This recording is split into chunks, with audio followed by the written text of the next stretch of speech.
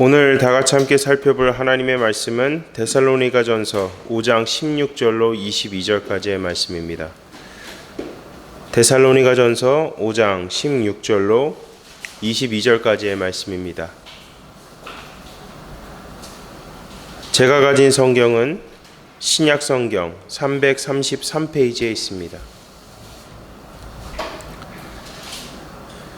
저와 여러분이 한 절씩 함께 교독하시고 마지막 22절은 한 목소리로 합독하시겠습니다. 항상 기뻐하라. 쉬지 말고 기도하라. 범사에 감사하라. 이것이 그리스도 예수 안에서 너희를 향하신 하나님의 뜻이니라.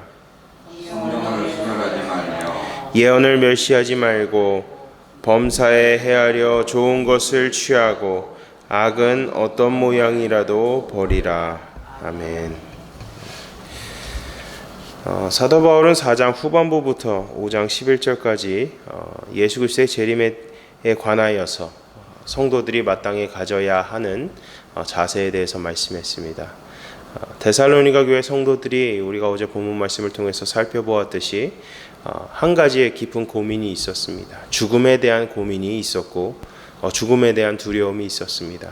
그 이유는 복음을 전하다가 순교당하는 수많은 성도들의 모습을 보면서 자신의 삶에 있어서 그 죽음, 자신의 삶에 있어서의 그 죽음에 대한 두려움과 걱정이 너무나도 앞섰기 때문입니다. 그래서 사도 바울께서는 데살로니가 성도들에게 오히려 죽음에 대해서 두려워하는 것이 아니라 영생을 얻은 자라면, 영생을 취한 자라면 마땅히 천국에 대한 소망을 품고 주어진 상황과 주어진 여건 가운데서 깨어서 기도하며 복음을 전할 것을 권면했습니다. 그리고 오늘 본문 말씀도 이어서 주님의 재림의 때까지 성도들이 마땅히 삶 속에서 행해야 하는 하나님의 뜻에 대해서 말씀합니다. 이 하나님의 뜻이란 것은 16절과 18절에 나와 있습니다. 항상 기뻐하라. 쉬지 말고 기도하라. 범사에 감사하라. 이것이 그리스도 예수 안에서 너희를 향하신 하나님의 뜻이니라. 아멘. 기본적으로 마땅히 성도들이 삶 가운데서 취해야 하는 하나님의 뜻입니다. 여러분, 이 항상 기뻐하라는 것은 어느 상황 속에서도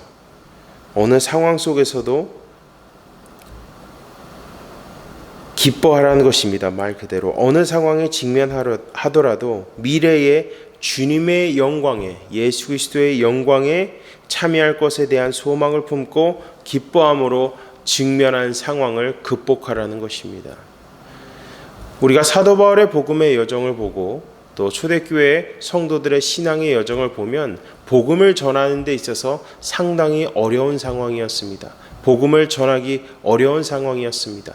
그럼에도 그들이 복음을 증거할 수 있었던 것은 예수 그리스도 안에서의 참된 기쁨을 누렸기 때문입니다.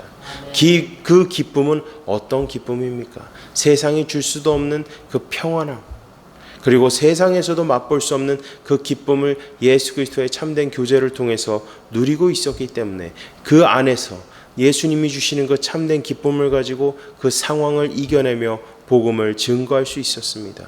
그리고 그 복음이 삶 가운데서 영원히 목마르지 않는 그 생명수고 영생의 능력이기 때문에 기뻐하라는 것입니다.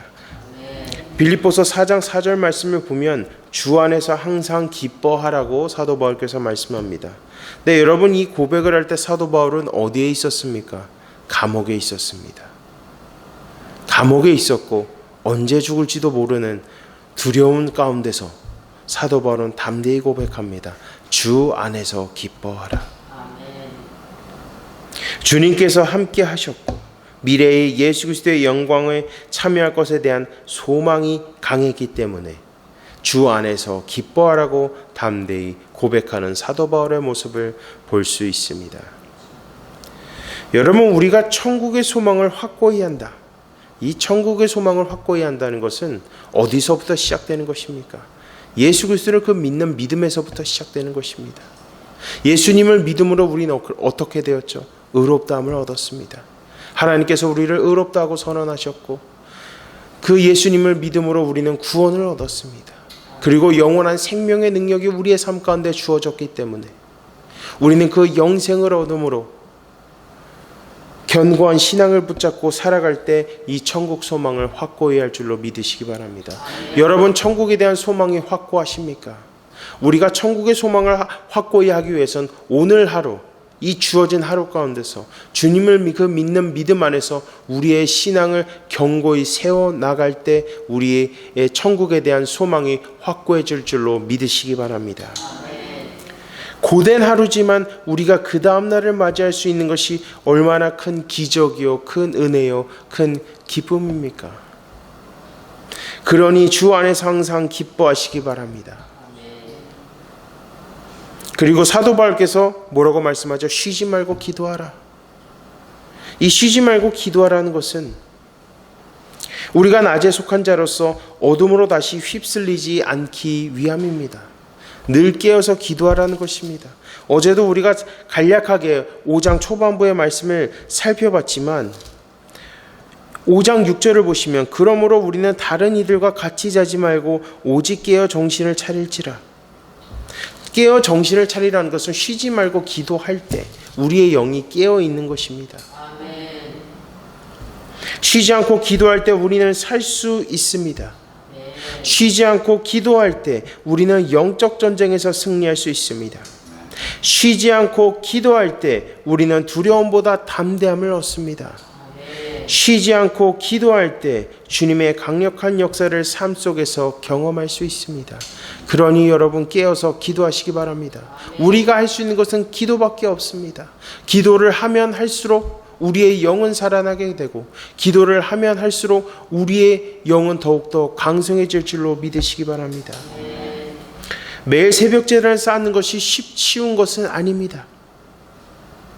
때로는 몸이 피곤할 때 있지만 새벽의 제단에 나와서 기도하고 맞이하는 이 하루는 정말 그 어떤 말로도 표현하지 못할 정도로 상쾌합니다. 여러분도 경험해 보셨을 것입니다.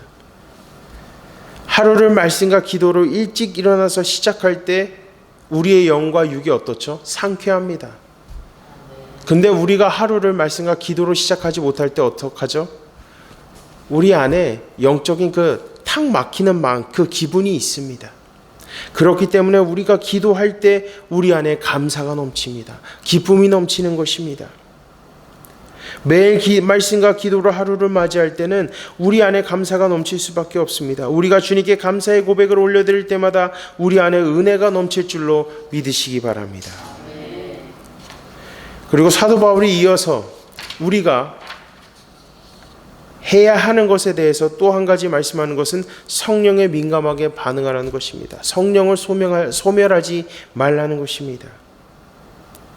여러분, 고린도전서를 우리가 나중에 살펴보겠지만 고린도 교회의 가장 큰 문제는 성령의 역사를 무절제하게 사용함으로써 은사 중심 신앙으로 흘러가게 됐습니다.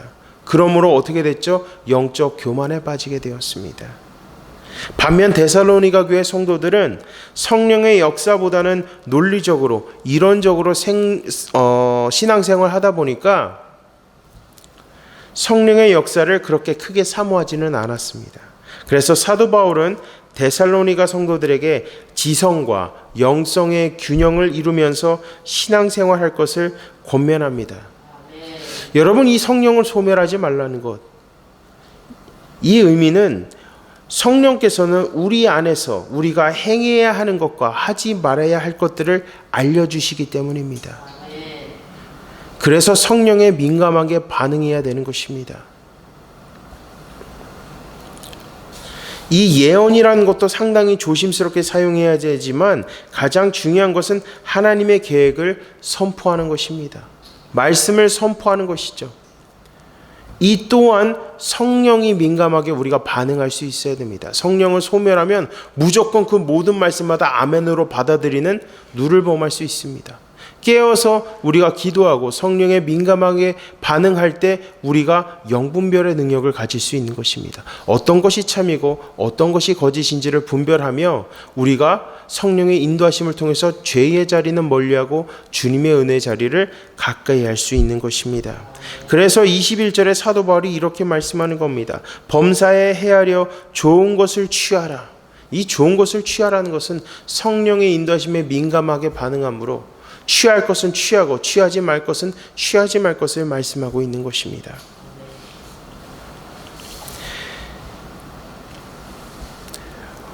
우리가 기도해야 하는 가장 큰 기도 제목은 우리가 영분별의 능력을 구하는 기도를 함으로써 참과 거짓을 구분함으로 바른 신앙생활을 할 수 있어야 합니다. 사도 바울이 오늘 본문 말씀을 통해서 이러한 권면을 데살로니가 교회 성도들에게 하는 이유는 주어진 여건 가운데서 참 녹록지 않지만 그럼에도 우리의 삶의 산소망 되신 예수님을 바라봄으로 기뻐하고 감사하고 깨어서 기도함으로 주님의 재림의 때까지 그 신앙을 지키고 마지막 예수 그리스도의 영광에 참여할 것을 말씀하고 있는 것입니다. 우리가 마지막 예수 그리스도의 영광에 참여하기 위해서는 어떻게 해야 됩니까? 항상 기뻐해야 됩니다. 쉬지 말고 기도해야 됩니다. 범사에 감사해야 됩니다. 성령의 인도하심에 민감하게 반응함으로 참과 거짓을 구분하며 우리의 신앙을 지켜야 되는 것입니다. 사랑하는 여러분, 오늘 하루 우리에게 주어졌습니다. 이 새로운 하루 가운데서 우리는 어떻게 살아야 되겠습니까? 항상 기뻐하십시오. 쉬지 말고 기도하십시오. 범사에 감사하십시오. 이 세 가지의 하나님의 뜻을 행함으로 오늘 하루도 주님 안에서 참된 평안과 축복과 은혜를 누리시기를 주님의 이름으로 간절히 축원합니다.